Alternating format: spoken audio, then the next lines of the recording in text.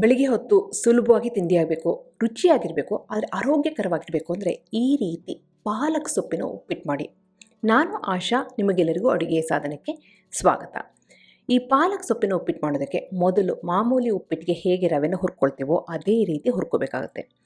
ಉಪ್ಪಿಟ್ಟಿಗೆ ತುಂಬ ಮುಖ್ಯವಾದಂಥ ಸ್ಟೆಪ್ ಅಂದರೆ ರವೆನ ಹುರಿಬೇಕು. ಅಂಗಡಿನಲ್ಲಿ ರೋಸ್ಟೆಡ್ ರವೆ ತಂದರೂ ಲೈಟಾಗಿ ಬೆಚ್ಚಗೆ ಮಾಡ್ಕೊಳ್ಳಿ ಮನೆಯಲ್ಲಿ.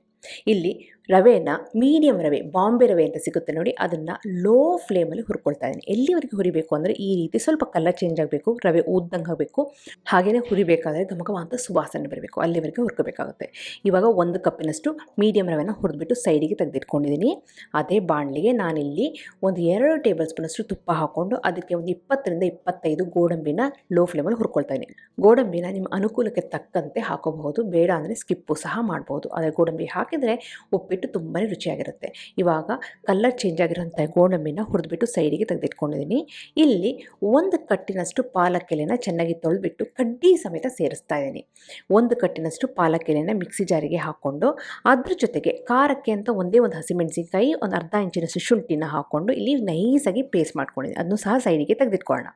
ಈಗ ಯಾವ ಬಾಣಲಿನಲ್ಲಿ ಗೋಡಂಬಿ ಹುರ್ಕೊಂಡಿದ್ವೋ ಅದೇ ಬಾಣಲಿಗೆ 1 ಟೇಬಲ್ ಸ್ಪೂನಷ್ಟು ಎಣ್ಣೆನ ಸೇರಿಸಿ ಆ ತುಪ್ಪ ಮತ್ತು ಎಣ್ಣೆಗೆ ಚೆನ್ನಾಗಿ ಬಿಸಿ ಆದಮೇಲೆ ಸ್ವಲ್ಪ ಸಾಸಿವೆನ ಹಾಕಿದ್ದೀನಿ. ಸಾಸಿವೆ ಸಿಡಿದ ಮೇಲೆ 1 ಟೀ ಸ್ಪೂನಷ್ಟು ಉದ್ದಿನಬೇಳೆ, 1 ಟೀ ಸ್ಪೂನಷ್ಟು ಕಡಲೆಬೇಳೆನ ಹಾಕ್ಕೊಂಡು ಲೋ ಫ್ಲೇಮಲ್ಲಿ ಹುರ್ಕೊಳ್ತಾ ಇದ್ದೀನಿ. ಬೇಳೆಗಳು ಚೆನ್ನಾಗಿ ಕ್ರಿಸ್ಪಿ ಆಗಬೇಕು, ಕಲರ್ ಚೇಂಜ್ ಆಗಬೇಕು. ಅದಾದಮೇಲೆ ಒಂದು 2 ಕೆಂಪು ಮೆಣಸಿನಕಾಯಿನ ತುಂಡಾಗಿ ಮಾಡಿಕೊಂಡು ಅದನ್ನು ಸೇರಿಸ್ಕೊಂಡಿದ್ದೀನಿ. ಹಾಗೆಯೇ 1 ಟೀ ಸ್ಪೂನಷ್ಟು ಜೀರಿಗೆನ ಇಲ್ಲಿ ಹುರ್ಕೊಳ್ತಾ ಇದ್ದೀನಿ. ಜೀರಿಗೆ ಎಲ್ಲ ಚೆನ್ನಾಗಿ ಕಲರ್ ಚೇಂಜ್ ಆದಮೇಲೆ, ಆ ಕೆಂಪು ಮೆಣಸಿನಕಾಯಿ ಕಲರ್ ಚೇಂಜ್ ಆದಮೇಲೆ ಅದಕ್ಕೆ 1 ಈರುಳ್ಳಿನ ಸಣ್ಣದಾಗಿ ಕಟ್ ಮಾಡಿಕೊಂಡು ಸೇರಿಸ್ಕೊಳ್ತಾ ಇದ್ದೀನಿ. ಈರುಳ್ಳಿ ಜಾಸ್ತಿ ಹಾಕೋ ಅವಶ್ಯಕತೆ ಇಲ್ಲ, ಬೇಕು ಅಂದರೆ ಹಾಕ್ಬೋದು, ಇಲ್ಲಾಂದರೆ ಅದನ್ನು ಸಹ ಸ್ಕಿಪ್ ಮಾಡ್ಬೋದು.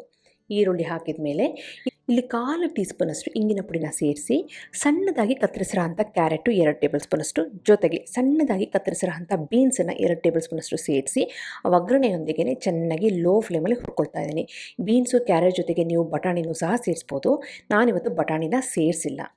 ಇವಾಗ ಅದಕ್ಕೆ ಸ್ವಲ್ಪ ಕರಿಬೇವಿನೆಲ್ಲ ಹಾಕ್ಕೊಂಡು ಎಲ್ಲ ಚೆನ್ನಾಗಿ ಲೋ ಫ್ಲೇಮಲ್ಲಿ ಹುರ್ಕೊಳ್ತಾ ಇದ್ದೀನಿ. ಫ್ಲೇಮ್ ಯಾವುದೇ ಕಾರಣಕ್ಕೂ ಲೋ ಫ್ಲೇಮಲ್ಲೇ ಇಟ್ಕೋಬೇಕು. ಇವಾಗ ರುಚಿಗೆ ತಕ್ಕಷ್ಟು ಉಪ್ಪಿನ ಪುಡಿನ ಈಗಲೇ ಸೇರಿಸಿ ಚೆನ್ನಾಗಿ ಮಿಕ್ಸ್ ಮಾಡ್ತಾ ಇದ್ದೀನಿ.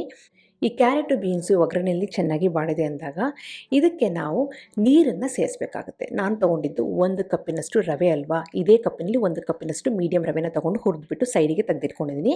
ಅದೇ ಕಪ್ಪಿನಲ್ಲಿ 2 ಕಪ್ಪಿನಷ್ಟು ನೀರನ್ನ ಸೇರಿಸ್ತಾ ಇದ್ದೀನಿ. ನೀರನ್ನು ಸೇರಿಸಿದ ಮೇಲೆ ಅದಕ್ಕೆ ನಾವು ಪಾಲಕ್ ಸೊಪ್ಪಿನ ಪೇಸ್ಟನ್ನು ಸಹ ಇದಕ್ಕೆ ಸೇರಿಸ್ತಾ ಇದ್ದೀನಿ. ಈಗ 1 ಕಪ್ಪಿನಷ್ಟು ರವೆಗೆ 2 ಕಪ್ಪಿನಷ್ಟು ನೀರನ್ನ ತೊಗೊಂಡಿದ್ದೀನಿ. ನಿಮಗೆ ಉಪ್ಪಿಟ್ಟು ಸ್ವಲ್ಪ ನೀರಾಗಿರಬೇಕು ಅಂತಂದರೆ 2 ಕಪ್ಪಿನಷ್ಟು ನೀರಿನ ಬದಲು ನೀವು 2.5 ಅಥವಾ 3 ಕಪ್ಪಿನಷ್ಟು ನೀರನ್ನ ಸಹ ತೊಗೋಬೋದು. ಈಗ ಆ ನೀರು, ಆ ಒಗ್ಗರಣೆ, ಆ ಪಾಲಕ್ ಸೊಪ್ಪಿನ ಪೇಸ್ಟು ಎಲ್ಲ ಚೆನ್ನಾಗಿ ಕುದಿದಿದೆ ಅಂದಾಗ ಇದಕ್ಕೆ ಉಪ್ಪಿನಂಶ ಕಡಿಮೆ ಇದೆ ಅಂತ ನೋಡಿದರೆ ಅನಿಸಿದರೆ ನೀವು ಸ್ವಲ್ಪ ಉಪ್ಪನ್ನು ಹಾಕೋಬಹುದು ಈ ಸ್ಟೇಜಿನಲ್ಲಿ. ಈಗ ನೀರು ಚೆನ್ನಾಗಿ ಕುದಿತಿರಬೇಕಾದ್ರೆ ಫ್ಲೇಮ್ನ ಲೋನಲ್ಲಿ ಇಟ್ಕೊಂಡು ಹುರಿದಿರೋ ಅಂಥ ರವೆನ ಸ್ಲೋವಾಗಿ ಈ ರೀತಿ ಒಂದು ಕೈಯಲ್ಲಿ ಸೇರಿಸಿ ಇನ್ನೊಂದು ಕೈಯಲ್ಲಿ ಚೆನ್ನಾಗಿ ರೌಂಡಾಗಿ ನಾವು ತಿರುಗಿಸ್ತಾ ಇದ್ದರೆ ರವೆ ಗಂಟು ಹಿಡಿಯೋದಿಲ್ಲ, ಹಾಗೆಯೇ ಕರೆಕ್ಟಾಗಿ ಉಪ್ಪಿಟ್ಟು ಬರುತ್ತೆ. ಅಕಸ್ಮಾತ್ ರವೆನ ಒಂದೇ ಸಾರಿ ಹಾಕಿಬಿಟ್ರೆ ರವೆ ಗಂಟಾಗಿ ಹೋಗ್ಬಿಡುತ್ತೆ, ಆಗ ಉಪ್ಪಿಟ್ಟು ತಿನ್ನಬೇಕಾದ್ರೆ ಗಂಟಾಗಿ ಸಿಗುತ್ತೆ. ಈಗ ಸ್ಲೋವಾಗಿ ರವೆನ ಈ ರೀತಿ ಹಾಕ್ತಾಯಿದ್ದೀನಿ, ಒಂದು ಕೈಯಲ್ಲಿ ಚೆನ್ನಾಗಿ ತಿರುಗಿಸ್ತಾ ಇದ್ದೀನಿ. ಫ್ಲೇಮ್ನ ಲೋನಲ್ಲೇ ಇಟ್ಕೊಂಡಿದ್ದೀನಿ. ಕುದಿತಿರೋಂಥ ನೀರಿಗೆ ಹುರಿದಿರೋಂಥ ರವೆನ ಸೇರಿಸ್ಬೇಕು. ಈಗ ನೋಡಿ ಎಲ್ಲ ರವೆನೂ ಈ ರೀತಿ ಸೇರಿಸ್ತಾ ಇದ್ದೀನಿ. ಈಗ ಪಾಲಕ್ ಸೊಪ್ಪನ್ನು ನಿಮಗೆ ತೀರಾ ಟೇಸ್ಟ್ ಬೇಡ, ಪಾಲಕ್ ಸೊಪ್ಪಿನ ಅಷ್ಟು ಫ್ಲೇವರ್ ಬೇಡವೇ ಬೇಡ ಅಂತಂದರೆ ಸ್ವಲ್ಪ ಸೇರಿಸ್ಬೋದು. ನಾನಿವತ್ತು 1 ಕಟ್ಟಿನಷ್ಟು ಪಾಲಕ್ ಸೊಪ್ಪನ್ನು ಸೇರಿಸಿದ್ದೀನಿ, ತುಂಬಾ ರುಚಿಯಾಗಿ ಬರುತ್ತೆ. ಇನ್ನು ಮುಚ್ಚಿಬಿಟ್ಟು ಲೋ ಫ್ಲೇಮಲ್ಲಿ 1 ರಿಂದ 2 ನಿಮಿಷ ಬಿಟ್ಬಿಟ್ಟು ಆಮೇಲೆ ತೆಗೆದು ನೋಡಿದ್ರೆ ರವೆ ಕರೆಕ್ಟಾಗಿ ಬೆಂದು ಉಪ್ಪಿಟ್ಟು ರೆಡಿಯಾಗಿದೆ. ಮೇಲೆ ತುಪ್ಪದಲ್ಲಿ ಹುರಿದಿರೋಂಥ ಗೋಡಂಬಿ ಬೀಜ, ಧಾರಾಳವಾಗಿ ಕೊತ್ತಂಬರಿ ಎಲೆನ ಸೇರಿಸ್ತಾ ಇದ್ದೀನಿ. ಹಾಗೆಯೇ ನಾನಿವತ್ತು ಹುಳಿಗೆ ಇಲ್ಲಿ 1 ನಿಂಬೆ ಹಣ್ಣಿನ ರಸನ ಸೇರಿಸ್ತಾ ಇದ್ದೀನಿ. ಇದರ ಬದಲು ನೀವು ಟೊಮೆಟೊ ಹಣ್ಣಿನ ಪೀಸನ್ನು ಸಹ ಸೇರಿಸ್ಬೋದು.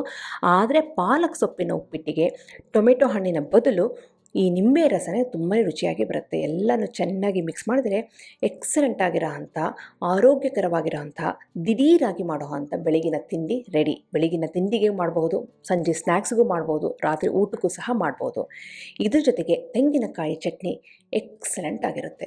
ನಿಮಗೆಲ್ಲ ಈ ರೆಸಿಪಿ ಇಷ್ಟ ಆಗಿದೆ ಅಂತ ಅಂದ್ಕೊಂಡಿದ್ದೀನಿ. ಖಂಡಿತವಾಗ್ಲೂ ಟ್ರೈ ಮಾಡಿ ಹೇಗೆ ಬಂತು ಅಂತ ನನ್ನ ಕಮೆಂಟ್ ಸೆಕ್ಷನ್ ದಯವಿಟ್ಟು ತಿಳಿಸಿ. ಹಾಗೆ ನೀವಿನ್ನು ಅಡುಗೆ ಸಾಧನಕ್ಕೆ ಸಬ್ಸ್ಕ್ರೈಬ್ ಆಗಿಲ್ಲ ಅಂದರೆ ತಡ ಯಾಕೆ, ಈಗಲೇ ಸಬ್ಸ್ಕ್ರೈಬ್ ಆಗಿ ಪಕ್ಕದಲ್ಲಿರುವ ಬೆಲ್ ಬಟನ್ ಕೂಡ ಟಚ್ ಮಾಡಿ. ನಿಮಗೆ ವಿಡಿಯೋ ಇಷ್ಟ ಆಯಿತು ಅಂದರೆ ಲೈಕ್ ಬಟನ್ನ ಕ್ಲಿಕ್ ಮಾಡಿ, ಫ್ರೆಂಡ್ಸ್ ಆ್ಯಂಡ್ ಫ್ಯಾಮಿಲಿ ಜೊತೆ ಶೇರ್ ಮಾಡಿ, ವಾಟ್ಸಪ್ಪಲ್ಲಿ ಶೇರ್ ಮಾಡಿ. ಮತ್ತೊಂದು ಇಂಟ್ರೆಸ್ಟಿಂಗ್ ರೆಸಿಪಿಯೊಂದಿಗೆ ಭೇಟಿ ಆಗ್ತೇನೆ. ಇಲ್ಲಿವರೆಗೆ thank you, bye bye, see you.